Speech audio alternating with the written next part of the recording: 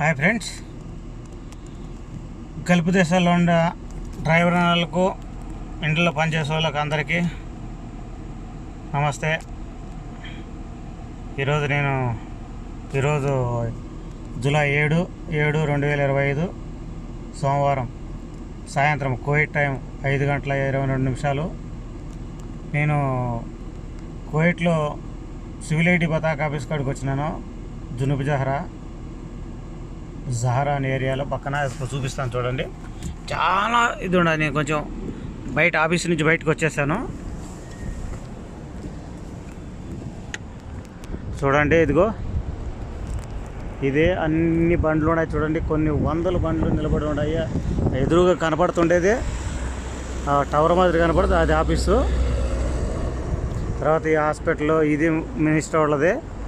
ఇదిగో పెద్దది, 2000 పడకలు ఉండే హాస్పిటల్, కువైట్లో కల్లా పెద్దది ఇది కూడా మినిస్టర్ వాళ్ళదే. ఇవన్నీ అదిగో అక్కడ అద్దాలు ఉండేది, అది కూడా అదే. చూడండి, ఇవన్నీ కోర్ట్ ఇది మినిస్టర్ వాళ్ళ ఆఫీస్ అది.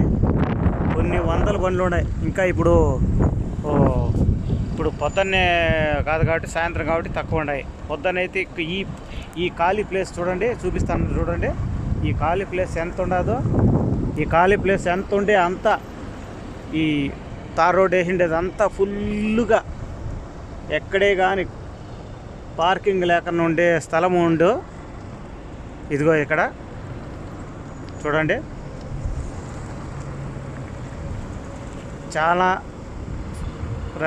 ట్రాఫిక్ ఉండు. ఇప్పుడు సాయంత్రం కాబట్టి ఎవరు పెద్దగా లేరు కాబట్టి ఇప్పుడు వస్తున్నారు అందరూ. కంపెనీ వాళ్ళు డ్యూటీలు అయిపోయింటాయి కదా, 4 గంటలకు 3 గంటలకు అయిపోయింటాయి కదా. 4 గంటలకు 3 గంటలకు అయిపోయిన వాళ్ళు డ్యూటీలు అయిపోతాయి కదా, ఇప్పుడు వస్తున్నారు. కానీ ముందు మాదిరి అకాంబ కొట్టిన 3 రోజులకు 4 రోజులకు సివిల్ ఐడి రెడీ కావటం లేదు. కొన్ని వారం పడుతున్నాయి, కొన్ని 2 వారాలు కూడా పడుతున్నాయి. దీనికి అంతటికి మనలాంటి వాళ్ళు కారణం. ఎందుకంటే అకాంబ కొట్టిన తర్వాత సివిల్ ఐడీలు మన అజనబిల్లు ఇష్ట ప్రకారం ఎత్తుకొని అంటే అక్కడ బాక్సులలో మిషన్లలో ఫుల్ ట్రాఫిక్ ఎక్కువ జామ్ అయిపోయి ఇది అయిపోయిన దానివల్ల ఫుల్ అయిపోయిన దానివల్ల ఇప్పుడు కొంచెం నిదానం చేసినారు. అందుకని పెద్దగా కావటంలే. వారం 10 రోజులు ముందు కొట్టినట్టు 2 వారాలు కొట్టినట్టు అవుతున్నాయి. కానీ జాగ్రత్త, చాలా లోపల చాలా ట్రాఫిక్ ఉంది. మనుషులు ఎవరు మిషన్ కాడ. ఏదేమైనా ఫ్రెండ్స్, అకామ లేనిదే చాలా ఇబ్బందిగా ఉంది. భద్రం బయట ఉండేవాళ్ళు అందరూ బాగుండాలి, అందులో నేను ఉండాలని కోరుకుంటూ జై హింద్.